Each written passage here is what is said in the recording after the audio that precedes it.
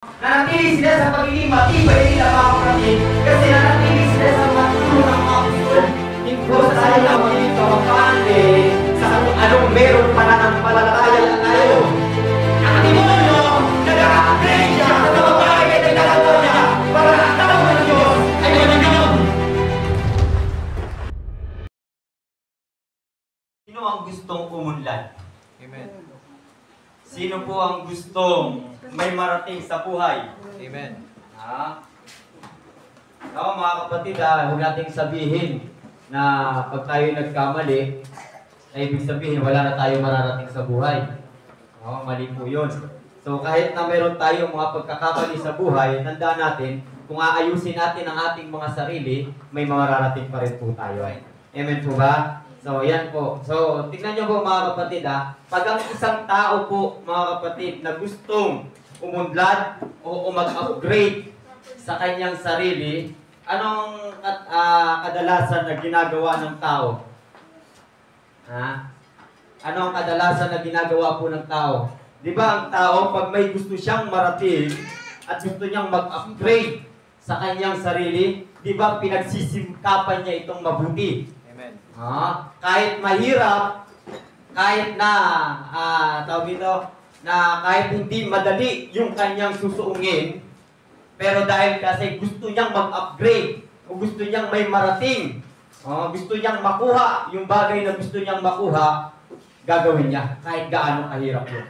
Hindi niya titignan yung hirap, hindi niya titignan kung ano yung klase ng kanyang mga pagdadaanan. Kung hindi, ang tao na may gustong marating sa buhay, titignan niya yung gusto niyang marating. Amen. Hindi niya tinitignan yung mga bagay na magiging sagabal sa kanya, na magiging hadlang sa kanya.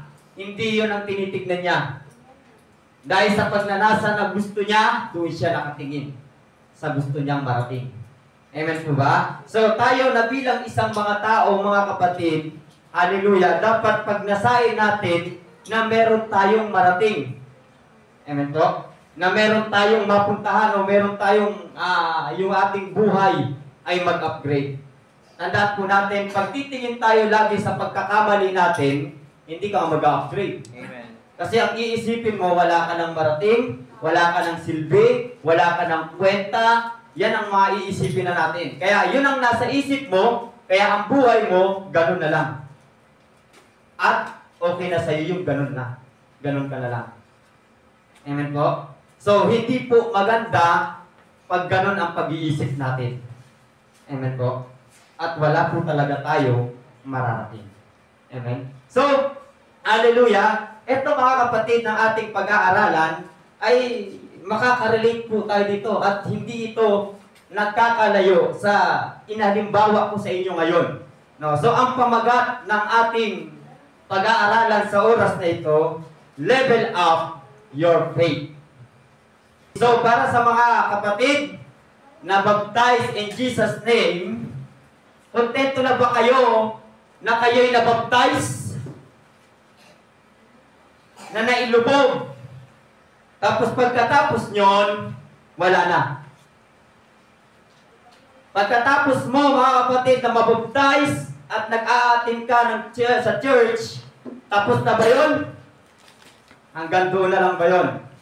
Tandaan po natin mga kapatid, hallelujah, na tayo na bilang isang mga Kristiyano o sa mga, hallelujah, sa mga tao na tatanggap pa sa ating Panginoong Hesukristo, hindi tayong maging kampante sa kung anong merong pananampalataya tayo. Kasi pag naging kampante na tayo doon, sa pananampalatayang meron tayo, okay na tayo na hanggang doon na lang ang ating mararating. At pagka ganun klase tayo, mag-isip mga kapatid, hindi tayo lalago sa pananampalatayang meron tayo. At mananatili tayong mababaw. Mananatili tayong mababaw, mabilis masaktan, mabilis matisod. Yan, mga kapatid. So, kailangan po, mga kapatid, na bilang isang mananampalataya na mga tinawag ng Panginoong Hesukristo, i-level up natin ang ating pananampalataya. I-level up natin lagi. Huwag tayong maging kontento na okay, nag-aatin ako, na okay, nakakapakinig ako ng salita ng Diyos. Hindi yun sapat, kapatid. Kasi marami ng Kristyano na umaatin sa church at nakikinig ng salita ng Diyos, pero nagbabackslide pa rin sila. Lumalayo pa rin sila sa paglilingkod sa Diyos. Lumalayo pa rin sila sa Diyos. Iniiwan pa rin nila yung ministry na meron sila. Yung commitment na meron sila, binibitawan pa rin nila. Pero sila ay nag-aaki ng church. Nakikinig ng salita ng Diyos. Pero bakit tumatalikod pa rin? Bakit bumibitaw pa rin sa paglilingkod? Kasi bakit yun yung mga Kristiyano na kontento na sila sa ganong estado ng pananampalataya. So mga kapatid, level up natin na ating mga sarili. Hindi pwedeng makontento tayo sa pananampalataya na meron lang tayo. Kailangan lagi nating level up. Tandaan po natin mga kapatid, ang Diyos ay malapit nang dumating. Amen. At nakikita na natin yung mga senyales ng kanyang pagdating. At sabi ng Biblia, at tunay at totoo na siya'y nasa mga pintuan na ng langit. Amen po ba? Kaya pagka ikaw'y pahina-hina sa pananampalataya at kontento ka na sa merong kang pananampalataya na yan, mga kapatid, hindi ka talaga magtatagal. At baka masumpuan ka ng Diyos sa kanyang pagbabalik ay wala ka sa kanyang kalooban. Amen po? Ito naman ang masaklap, mga kapatid. Nag-aatin ka. Nasa loob ka ng church.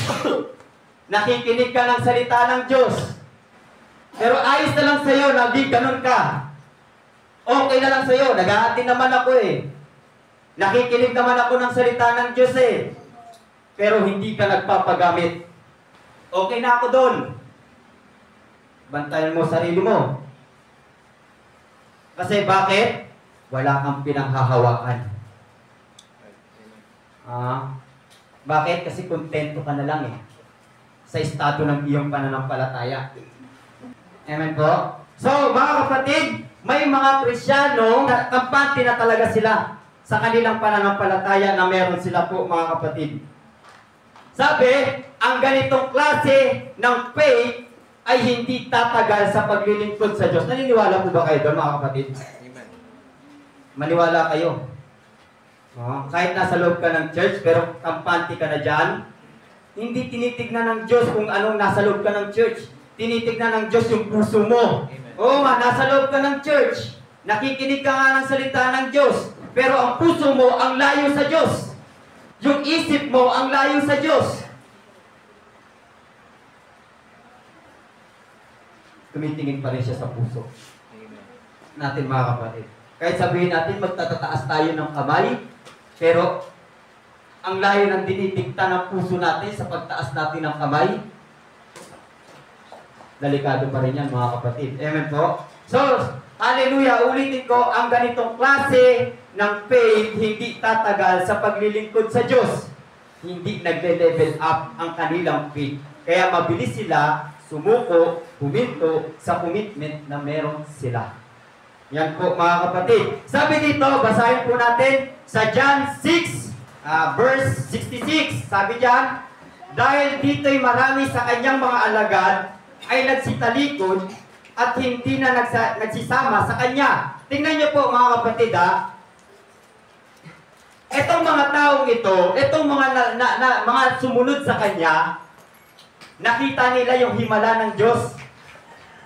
Nakita nila kung paano nagpabuhay ng patay ang Panginoong Jesucristo. Nakita nila kung paano nagpagaling ng karamdaman.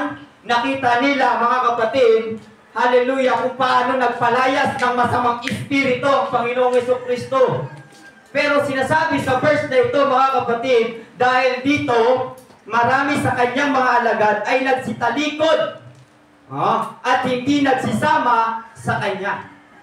So kahit na ang kasama nila ay Panginoong Jesucristo na at nakita na yung himala, pero tumalikod pa rin itong mga to. Amen po? So, bakit? Bakit po, mga kapatid?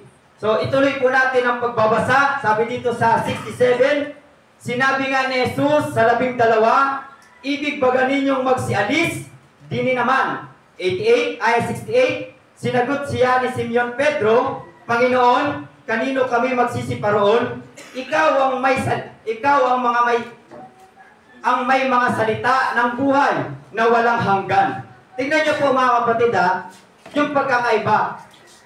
May mga tao, may mga tagasunod na iniwan ng Panginoong Jesucristo. Pero may mga alagad pa rin na nanatili. Nanatili pa rin sila, hindi nila iniwan ng Panginoong Jesucristo. Kaya yung 12 apostol, sila yung nanatili.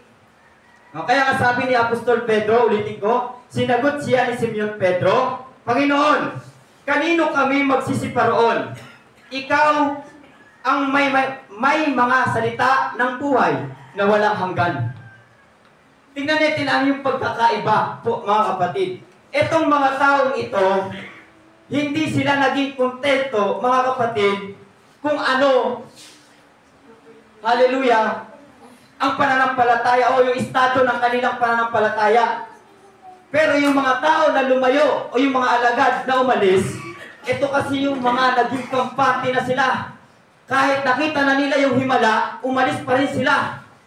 Kahit kasama na nila ang Diyos, umalis pa rin sila. Kasi bakit? Naging kampante sila sa pananampalatayang meron sila. Ito ang tanong mga kapatid. Hallelujah. Anong dahilan kung bakit iniwan ng ibang mga tagasunod ni Kristo? Bakit iniwan ang ating Panginoong Jesucristo? Sabi dito, sa John 6:60 hanggang 61, sabi diyan, marami nga sa kanyang mga alagad nang kanilang marinig ito ay nagsabi, matigas ang pananalitang ito. Sino ang makaririnig nun? 61, datapwat pagkaalam ni Jesus sa kanyang sarili na nagbubulong-bulungan ang kanyang mga alagad tungkol dito, sa kanila'y sinabi, ito bagay nakapagpapatisod sa inyo. Kung babasahin natin yan sa pinakataas ng verse, nagsasalita ang ating Panginoong Jesucristo o nangangaral siya sa kanyang mga tagasunod. Alam niyo kung ano ang kanyang pangangaral? Ito yung pangangaral na ipinapangaral niya. Sabi, dahil sa kanyang pangangaral na nagsasabi na siya ang tinapay ng buhay na galing sa langit, kung sino ang kakain sa kanya ay magkakaroon ng walang hanggang buhay. Tignan ninyo po, kung babasahin natin sa taas yun, ito ang pangaral na sinabi ng Panginoong Jesucristo. Siya, itinutukoy niya yung tinapay ng buhay.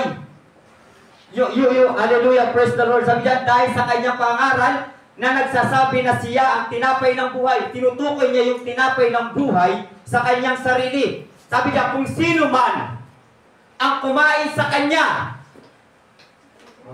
Tingnan ninyo po mga kapatid, kung tayo'y kaisipang pang-tao, para tayong mga, di ba? Mga zombie.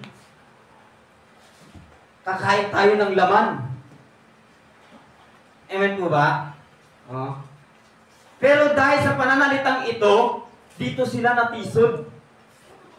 Ito yung naging dahilan kung bakit sila umalis.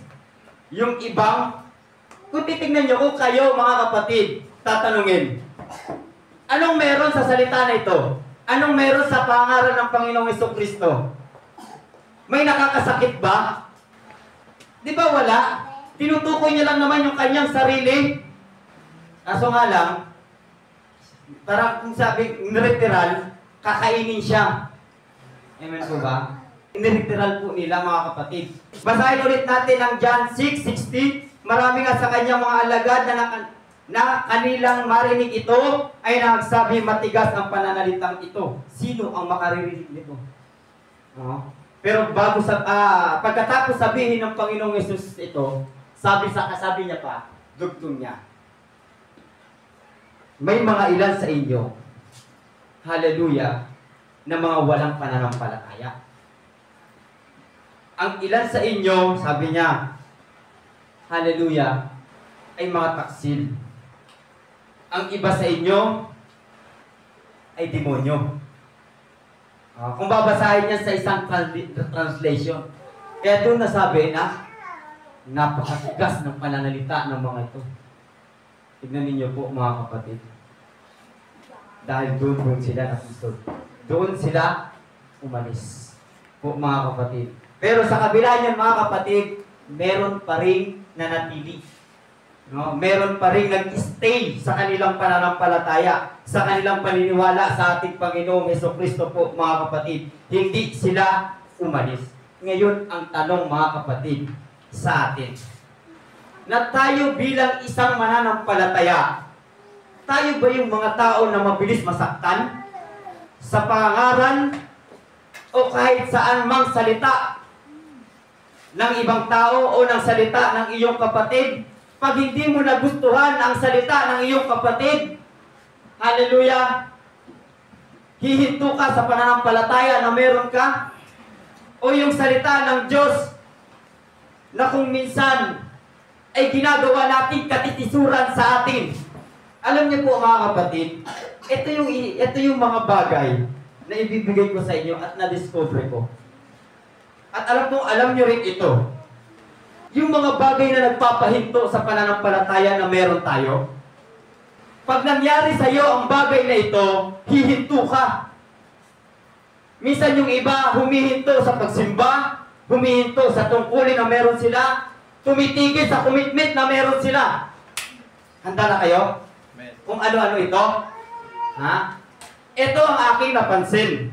Number 1. Ang faith nila kayang pigilin ng ibang mga paniniwala. Amen po ba?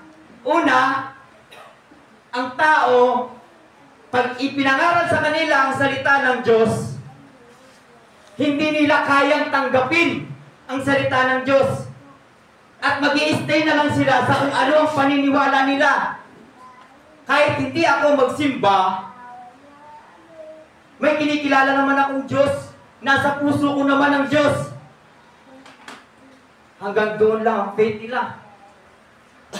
Amen po ba? Pangalawa, ang faith nila kayang pigilan ng mga mahal nila sa buhay.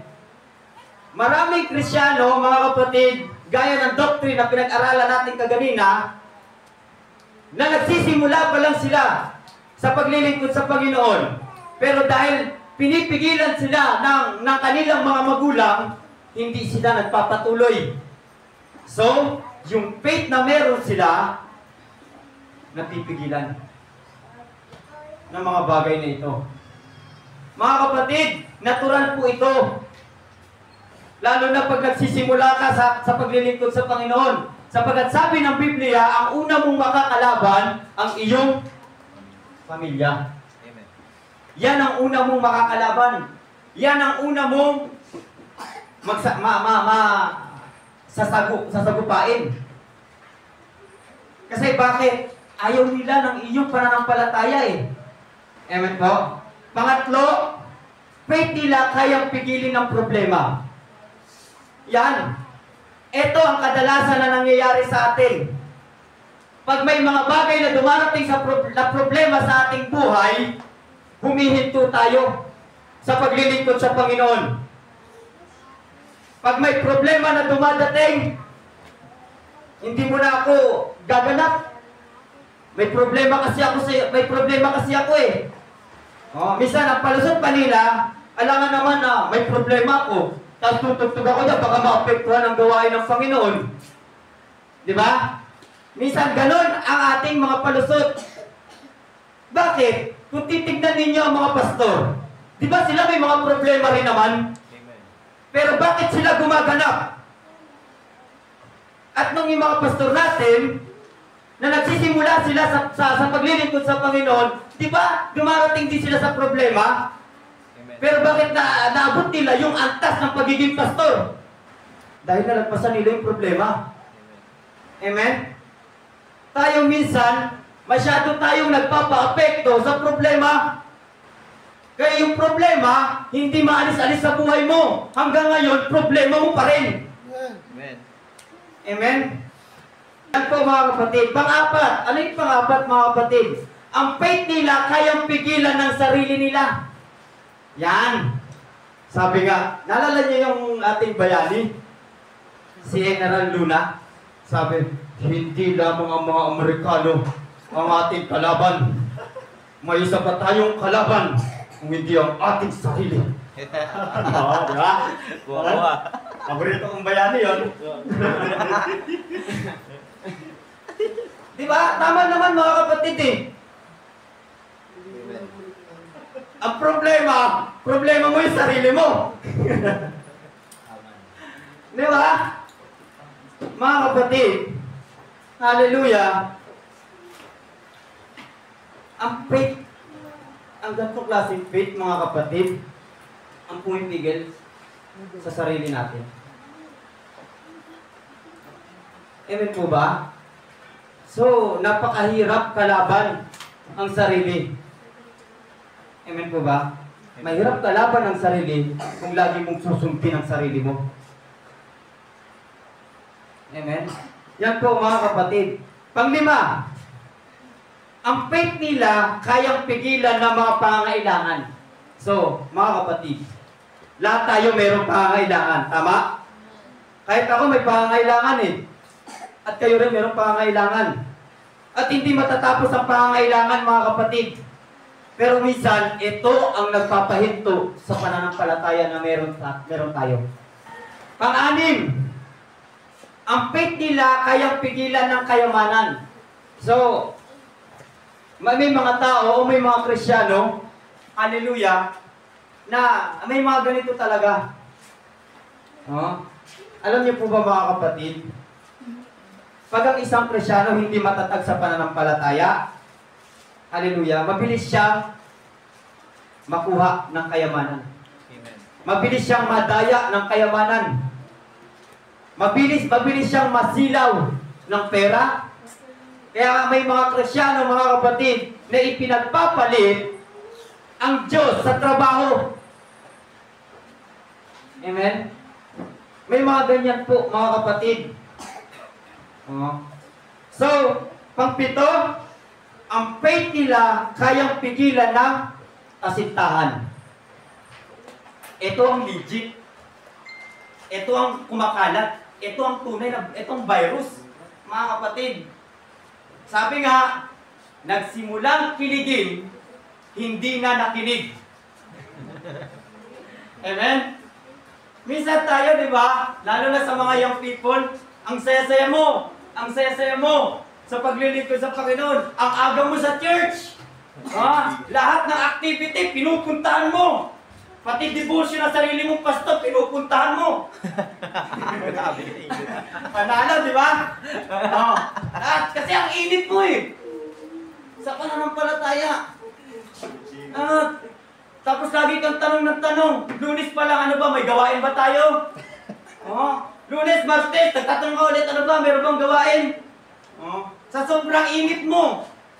Pero nung nagsimula ng umibig, dito na nagsimula na kung saan nawala na ang lahat ng kanyang ginagawa para sa Panginoon. At dumarating na sa point, hallelujah, na ang Diyos ay kaya niya nang ipagpalit sa kasintahan. Marami pong ganyan mga kapatid. Kaya mga young people, ingat-ingat po kayo. Kung kayo'y seryoso o kung tayo'y seryoso sa paglilingkod sa Panginoon, dapat huwag kang pumasok sa sitwasyon na alam mong magiging alanganin ka. Mahirap po yun mga kapatid. Pipilitin mo ang iyong sarili sa panahon na hindi pa talaga panahon. Wala ka pang napapatunayan. Hindi ka pa tumutulong sa iyong magulang. Wala ka pang naibibigay na pera para pantulong sa kanila. Gusto mo na agad pumasok sa ganitong relasyon. Pang-8, ang faith nila kayang pigilan ng mga hindi magandang nangyayari sa loob ng church. Ito, talamak talaga sa loob ng church. Pag hindi maganda ang nangyayari sa loob ng church, mga kapatid, dito sila tumitingin. Amen? Kaya dahil dito sila tumitingin sa mga nangyayari sa loob ng church, kung ano-ano na ang kanilang mga nasasabi. Ang church na yan, hindi na gaya ng dati. Tama? Ang church na yan, wala nang pag-ibig. Wala nang pagpamahal. Bakit? Kasi doon ka nakatingin eh. Tandaan ninyo mga kapatid, walang perfectong church. Kahit saan ka pumuntang church, may ganitong sitwasyon. So mga kapatid, walang perfectong church. Amen. Oh, kasi nakating ka sa loob ng church eh. Bakit ka ba pumupunta ng church? Di ba para paglingkuran ng Diyos? Amen. Pero bakit nakatingin ka sa problema ng church? Kaya anong nangyayari? Nagiging problema rin tayo ng church. Alam mo, may problema sa loob ng church, pero dumadagdag ka sa problema ng church. Di ba dapat pag may problema ang church, dapat nakikitulong ka sa problema ng church.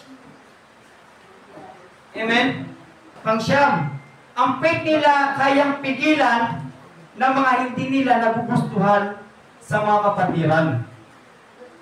Yan, ito rin yung isa. Medyo mababaw naman ito. No? Pero sa mga ganitong klaseng Krisyano, malalim na sa kanila to. No?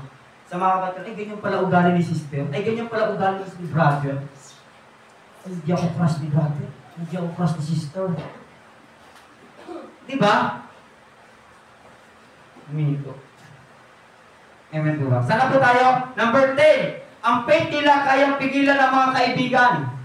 Yan. Yung faith na meron sila, kaya silang pigilan ng kaibigan. Tara, sama ka. Libre kita. Panalo. Ha? Tara, dito ka muna. Hindi, may gawain kami. Minsan lang naman to. Tara dito. Libre kita. Ayaw, mag-Jollibee tayo. Sana all. Yan po. Number 11. Ang faith nila kayang pigilan ng mga katamaran. Ito, masaklap. Pag tinamad, hindi na magsimba. Oh, lalo na pag umuulan. Ano ba, sisimba ba ako? Parang niyayakap ako ng higaan ko eh. Ewan ko ba? Oh, yan, nakakatamad daw pumunta ng church. Ang layo! Kakaingat. Pagdating ko doon, pawis na ako. Yung kilik-kilik ko, pawis na rin. Ano ba yan? Oh, di ba? Pero ang totoo, tinatamad. Ito pa, sa mga tinatamad, marami silang dahilan. Ha? May sakit ako. Minsan yung sakit, itinadahilan din. Pero ang totoo, kahit balik-balik na rin natin at alam niya sa isip niya na tinatamad siya. Pang 12, sabi dito, ang faith nila kayang pigilan ng kahinaan nila. Mga kapatid, ito rin. At alam mo sa sarili mo, napakahina ko na, ang hina-hina ko na. Hindi mo na ako ating ngayon. Huh? Ang hina-hina ko na, brother. Sobrang hina ko na. Ba't ka ba nangihina? Hindi ko nga alam, hindi ko nga maintindihan eh. Ano ba pinagagawa mo? Wala naman. Yung problema, wala kang ginagawa. Mga kapatid, hallelujah, delikado ito. Alam nyo, lahat naman tayo dumarating sa kahinaan eh. Pero kung maapektuhan ka ng kahinaan mo, eh wala talagang mangyayari sa'yo. Habang buhay kang mahina. Amen? At pinakalas po mga kapatid, hindi kayang tanggapin ang salita ng Diyos. Yan po mga kapatid, yung 13, ay hindi kayang tanggapin ang salita ng Diyos mga kapatid. Mga kapatid, hallelujah, itong mga bagay na binanggit natin, hindi ito magpapausad sa pananampalataya natin. Amen. Hindi ito magpapelet sa atin. Hanggat ganito ka, hanggang dyan ka na lang din. Lord. Amen po ba? At paulit-ulit ka na lang. Paulit, hindi ka ba nagsasawa? Hindi ka ba napapagod? Ang iniisip mo yung problema ng church, hindi mo alam problema ka rin ng church. Amen? Hallelujah. Hindi ka nagsasawa, napapagod ka. Hindi ka ba napapagod, mga kapatid? Alam mo naman kung ano yung mga dapat na mag-iikalalakas mo Pero, hindi mo ginagawa. Hindi natin ginagawa. Amen. Ang Biblia, ang salita ng Diyos, hindi na nagkulang sa buhay natin. Kumpleto nang iniaaral sa iyo. Ang kailangan mo na lang bilang isang tao ay sundin mo, gawin mo, ganapin mo. Amen. Amen po ba? Yan po mga kapatid. So, sabi dito, sa Hebreo 12:1, kung may mga Biblia kayo, sabi dyan, kaya nga dahil napapalibutan tayo ng ganong karaming mga saksi, iwaksi natin ang bawat bagay na nagpapabigat sa atin at ang kasalanang mahigpit na pumipigil sa atin at takbuhin nating may pagtitiyaga at takbuhin inilagay sa ating harapan. Mga kapatid, sabi ng Biblia, hallelujah, praise the Lord, sabi dyan, iwaksi natin ang bawat bagay na nagpapabigat sa atin. Yung mga bagay na nagpapabigat sa atin, alisin natin ito. Amen po ba? Kaso ang problema, nananatili tayo dito. Tinatambayan pa nga natin, nagkakapi pa nga tayo eh. Amen? Yun ang problema. Hindi natin inaalis. Hindi natin winawaksi, mga kapatid. Sabi, sunod. Natin ang bawat bagay na nagpapabigat sa atin at kasalanang mahigpit na pumipigil sa atin. Alam niyo po mga kapatid, kasalanan. Itong mga bagay na nabanggit natin hanggang 13, kasalanan. Amen po ba? At yun ang pumipigil sa atin. Yun ang pumipigil sa atin kung bakit hindi tayo malago-lago sa pananampalataya. Hindi tayo maka-level up sa pananampalataya na meron tayo, mga kapatid. Kaya ang pananampalataya na meron tayo, nandiyan pa rin tayo. Dapat nga ngayon, ginagamit ka na. Dapat ngayon, nagpipreach ka na rin dito. Dapat ngayon, tumutugtog ka na. Pero bakit? Nag-i-stay lang tayo sa ganung uri ng pananampalataya. Ayaw natin i-level up. Amen po? Tayo po'y magsitayo, mga kapatid. Kamusta ang faith natin, mga kapatid? Nagre-level up na ba? Mga kapatid, kung nararamdaman mo sa iyong sarili, ang iyong pananampalataya ay nagle-level up, huwag kang makontento pa dyan. Huwag kang makontento. Kailangan mo pang i-level up. Kailangan mo pang i-upgrade. Hanggat may pagkakataon na may upgrade mo ang iyong pananampalataya, i-upgrade mo, kapatid. Kasi tandaan mo, mas matalino ang dyablo. Mas matalino, mga kapatid. Hallelujah. Ang demonyo. Ang demonyo, nag-upgrade siya sa mga bagay na ginagawa niya para ang tao ng Diyos ay maligaw. Gumagawa pa rin siya ng paraan. Pag hindi kanya nakuha sa ganitong pamamaraan niya, gagawa pa siya ng iba pang pamamaraan. Hindi siya titigil hanggat hindi kanya nadadala ulit sa sanlibutan. Amen. Hindi siya titigil hanggat hindi niya nakikita na ito ay nalulugtong sa kasalanan. Kahit ang demonyo nag-upgrade sa kanyang ginagawa. Kung ikaw hindi ka mag-upgrade, ang demonyo nag-upgrade, awawa ka. Baka dumating ang panahon, kapatid, na dumating ang Diyos, na wala ka sa piling niya. Wala ka sa piling niya. Amen po ba? At ito naman po para sa mga nakikita nila ang kanilang sarili na hindi naman nag-upgrade. Mga kapatid, narinig nyo ng salita ng Diyos. Hindi porket, mga kapatid, na parang wala nang na hindi ka na nag-upgrade, wala nang pag-asa. Wala nang pagkakataon para mag-upgrade ka pa. Mga kapatid, nasa iyo ang susi para mag-upgrade ka. Kung hindi ka kikilos, hindi ka gagalaw, hindi ka gagawa ng paraan, hindi ka mag-upgrade. Hindi mag-level up ang pananampalataya mo. Mga kapatid, mga anak tayo ng Diyos, dapat hindi tayo maging kontento sa kung anong faith na meron ka lang. Dapat lagi yung mga kapatid na nagle-level up. Hallelujah. Huwag tayo maging kontento. Nararamdaman niyo ba ang espiritu ng bawat isa? Nararamdaman niyo ba ang espiritu ng pinagdadaanan ng bawat isa? Nararamdaman niyo ba yung espiritu ng hinanakit ng bawat isa? Yung kimkim ng bawat isa? Mga kapatid, hindi yan maganda sa pulong ng pananampalataya natin. Hallelujah! Hindi tayo lalabo. Pag nandiyan ganyan lang estado na meron tayo, binibigyan tayo ng pagkakataon ng Diyos na gamitin ka, pero tayo lumalayo. Nagbibigay ng pagkakataon ng Diyos para lumakas ka, pero hindi natin ginagawa. Mas ginagawa pa rin natin yung mga ikahihinan ng pananampalataya natin. Yung pa rin ang ginagawa natin, mga kapatid. Kaya ang buhay natin bilang isang anak ng Diyos, paulit-ulit. Hanggang ngayon, may hinanakit ka pa rin sa kapatiran mo. Hanggang ngayon, yung problema na meron ka noon, problema mo pa rin ngayon.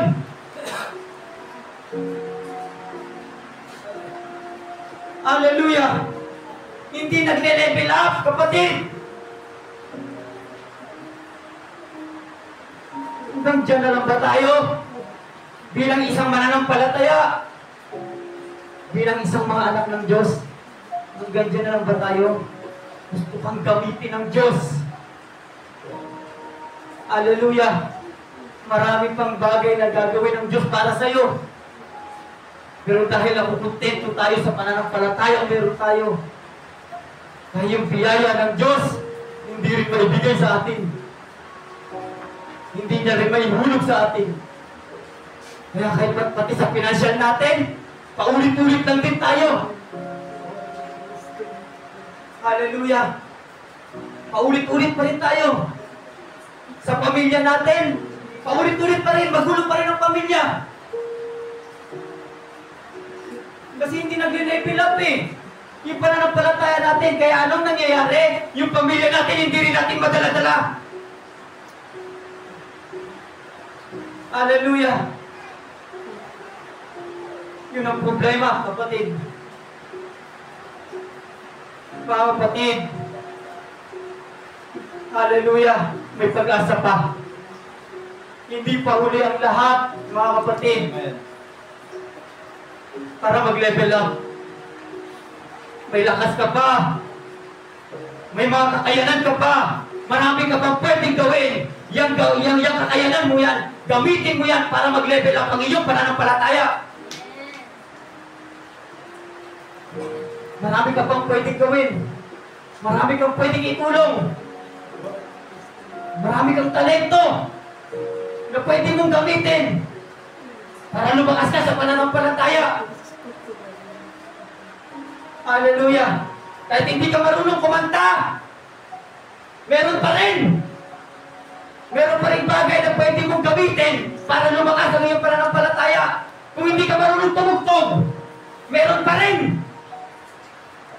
Hallelujah!